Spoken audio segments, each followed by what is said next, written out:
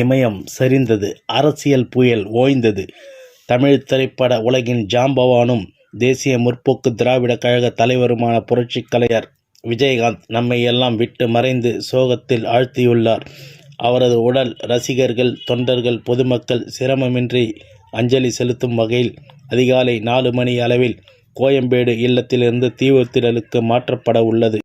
மதுரையைச் சேர்ந்த அழகர் சுவாமி மற்றும் ஆண்டாள் தம்பதியினருக்கு கடந்த 1952ஆம் ஆண்டு ஆகஸ்ட் 25ஆம் தேதி விஜயகாந்த் பிறந்து கடந்த 1979ஆம் ஆண்டு அகல் விளக்கு திரைப்படத்தின் மூலம் அறிமுகமாகி 2015ஆம் ஆண்டு வரை 150க்கும் மேற்பட்ட தமிழ் திரைப்படங்களில் நடித்து புரட்சி கலைஞராக வலம் வந்தவர் விஜயகாந்த்.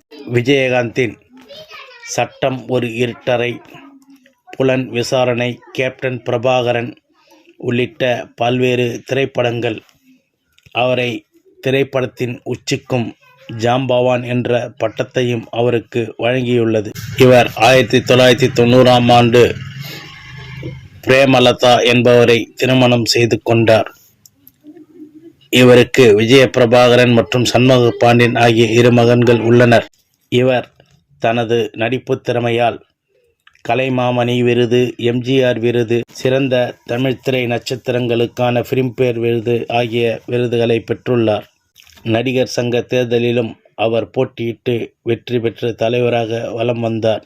பின்னர் தனது அரசியல் ஆர்வம் காரணமாகவும் மக்களுக்கு நல்லது செய்ய வேண்டும் என்ற நோக்குடனும் தேசிய முற்போக்கு திராவிட கழகம் என்ற கட்சியை தொடங்கி 2006 மற்றும் 2011ஆம் ஆண்டு நடைபெற்ற தமிழக சட்டமன்ற தேர்தலில் போட்டியிட்டு வெற்றி பெற்றுள்ளார். கடந்த சில ஆண்டுகளாக உடல்நிலை சரியில்லாமல் அரசியல் வாழ்விலிருந்து ஒதுங்கியிருந்த விஜயகாந்த் தற்போது இந்த பூ உலகை விட்டு மறைந்தது அனைத்து தரப்பினரையும் சோகத்தில் ஆழ்த்தியுள்ளது.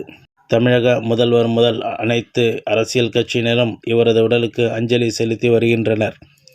மேலும் திரைப்பட கலைஞர்கள் பெருமளவு குவிந்து அவரது உடலுக்கு அஞ்சலி செலுத்தி வருகின்றனர்.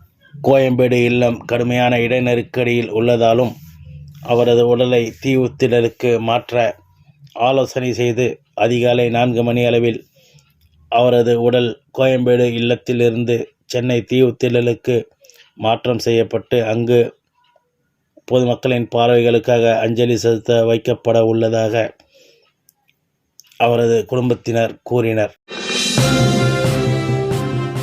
செய்திகளை உடனுக்குடன் தெரிந்து கொள்ள சேனலை மறக்காம சப்ஸ்கிரைப் பண்ணுங்க, லைக் பண்ணுங்க, ஷேர் பண்ணுங்க, மறக்காம பெல் பட்டனை கிளிக் பண்ணுங்க.